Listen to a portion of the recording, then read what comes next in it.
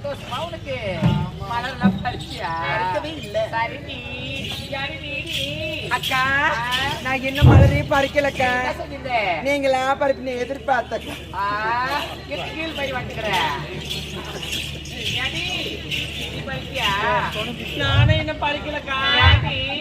நீ தான் மலர பறிக்கலான்னு இருக்கேன். இதுக்கு முன்னாடி மெய் மறந்து போயிட்டு மாதிரி இருக்கேன். ரொம்ப இல்லக்கா, இனிமே தான் மலர பறிக்க போறேன். ஏதோ ஒரு வித்தியாசத்துல சொல்றீங்கன்னு நினைக்கிறேன். கண்டிப்பா படிக்கிறேன். அக்கா நானும் மலரை பறிக்கவே இல்லை. இப்பதானே இந்த ஊர்ல கால எடுத்து வச்சோம். இதுக்கப்புறம் தான் எந்த மலர் நல்ல மலர் எந்த மலர் படிக்கடி பறிச்சுட்டு கொஞ்சம்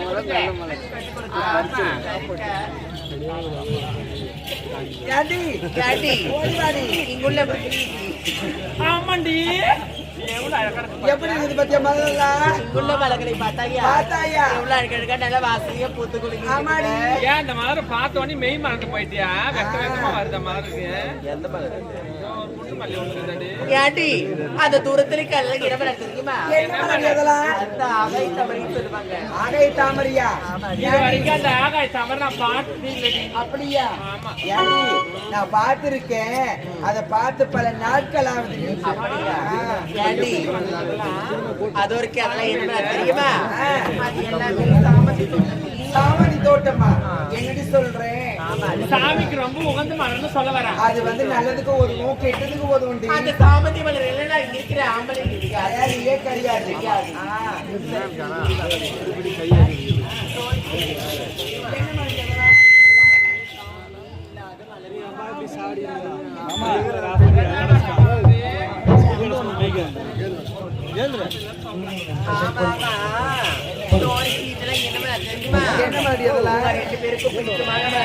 அப்படியா?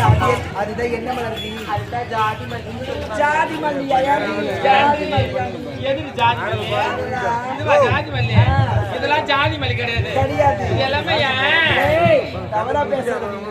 மலர்னு சொல்ல வந்தேன். விளக்கமா பேசுறோம். தெரிஞ்சிச்சு போல. மழையெல்லாம் பறிச்சிட்டீங்களா? பறிச்சுட்டுமா? மழையெல்லாம் பறிக்க மழையாக செய்யணும். நானா சொல்லோ